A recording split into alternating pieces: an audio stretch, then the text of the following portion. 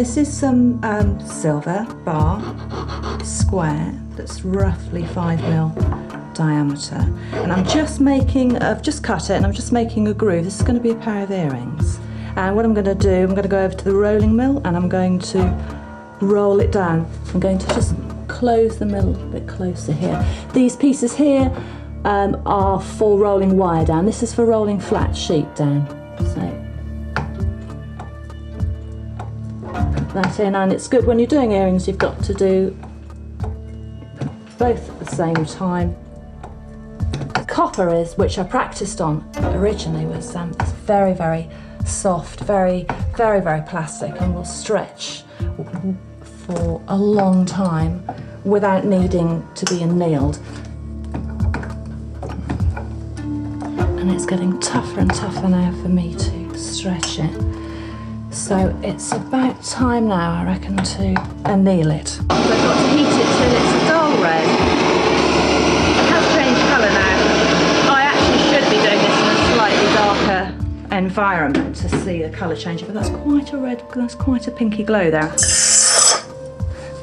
Now this in here is the acid, and especially because I'm going back to use the rolling mill, I've got to make it sure it's clean and dry.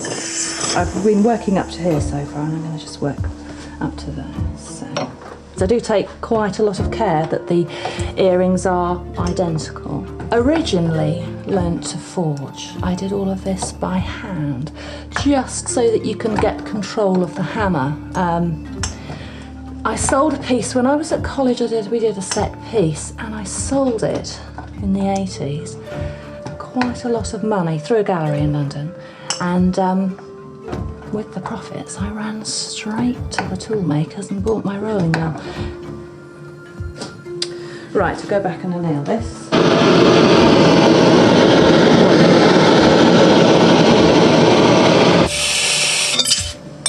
It started when I was at school, actually. It was taught as a recreational subject. I went to a boarding school and I just loved it. I loved everything about it. It was the creativity. It was just being able to, I think it's just being able to be completely absorbed in something. And we used Bunsen burners, and what a horrible feeling, we actually soldered on asbestos mats as well.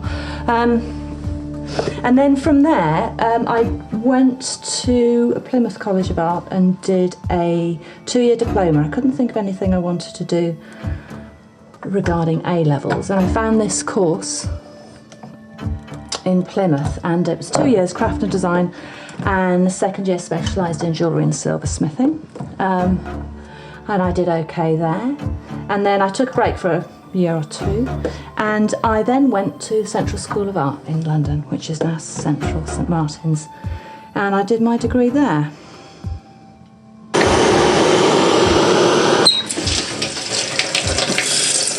Now I'm going to cut this in half, and I'm going to start to just hammer these ends down here.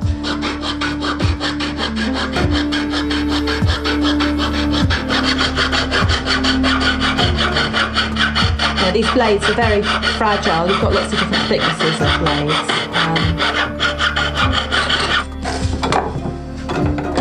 This is actually a fine one. It's a little bit fine for this job in many respects.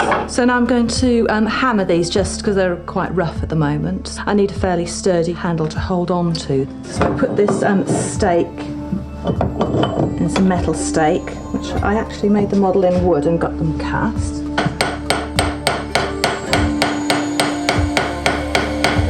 That you maintain the squareness of this. So you can see the hammer really just puts a bit of a finer line on. It's just beginning to take shape. I need to make it a little bit narrower there and there. When I was at college, I did my dissertation on the re-emergence of the artist blacksmith. So this was 1983, and the blacksmith has most definitely re-emerged now. But I actually wanted to be a blacksmith. So forging mild steel is, you do it when it's hot. It's just like plastic, it's amazing.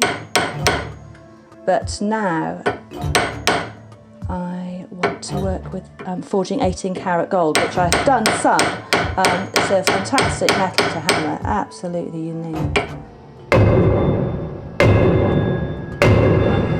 Working the wire down. So this is going to be the ear wire. Obviously it's far too much wire, but that's okay because I can use the wire for many other things. So now this final one, and I'll anneal it. And just before I anneal it, what I'll do is I'll just taper the end with a file. Whilst the metal's hard, it's easier to do. Okay, so I'm filing a taper onto the end of this wire.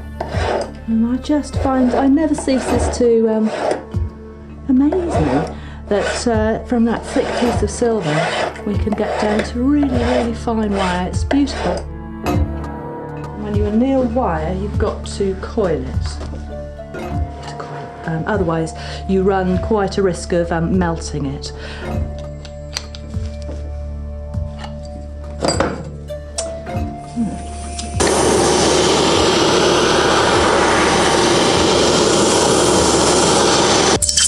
Just want it to clean up before I draw it down. So this is a draw plate, and these are draw tongs. And what I'm going to do now is pull it.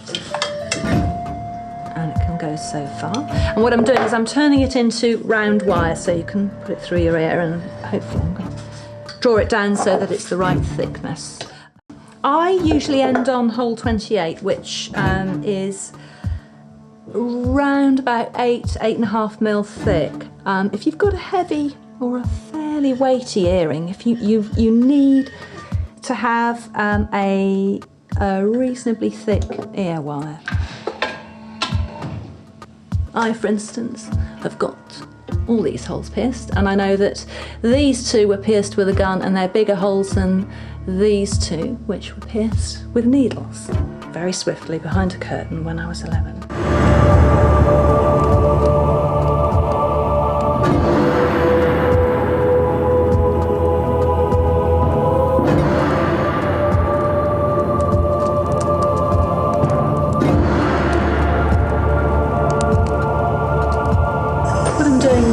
I'm going to set the stone.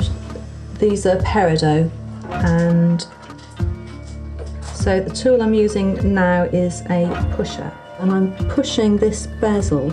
The bezel is the metal that surrounds the stone, and I'm pushing it over. I've got to be able to put a substantial amount of pressure on this.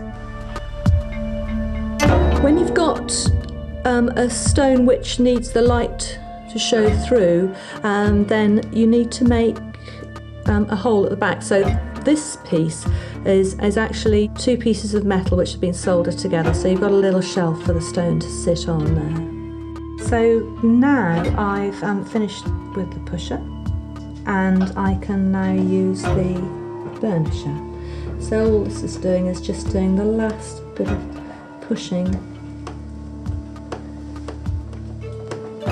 Just need to hold this in the light. Yeah, still some areas in there that could do with. I can get really fussy at this stage, but it's usually worth it. So the final piece is just finishing it off with a bit of wet and dry, and I don't obviously want to touch the stone, so again you've got to be very careful with this. Just look for the point where the ear wire is round. So this was forged in a similar way and drawn down through the draw plate, as I did with the silver earrings, just on a slightly smaller scale. And again, there's quite a bit of fiddling around at this stage, because I've also got to obviously check that the other earring is the same size. And I like to have quite a bit of wire showing on the end of this, but it's a balance between, if someone's wearing a collar and you've got too much wire down here, then they only have to get out the car and get their safety belt off, and the earrings being just gently pushed out of their ear. I was really looking forward to going to Crete. I was dying to get into the archaeological museum in Heraclean, and I took some very quick sketches. So I start off with little scratchy drawings like this. Anyway, this is the finished piece, which I was very, very pleased with. What I'm doing at the moment is I'm going to select some of this work to send up to an exhibition in Glasgow. Some people called Dazzle, who I've sold with for many years in various parts of the country, in Manchester, and also recently at Christmas in London at the National Theatre. This is where a mineral, something like silver, will converge with the quartz, and it gives these little fern-like decoration on the stone. They're actually inset. Work that I'm working on at the moment is stone set work. So these earrings here, for instance, which have got peridot and rubies. It's in 18 karat gold, which is a joy to work with. I always like to think my influence comes from the Greeks.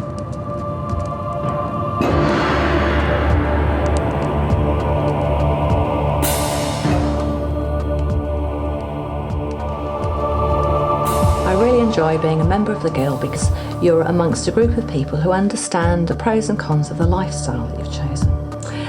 And the Guild promotes people's work very well.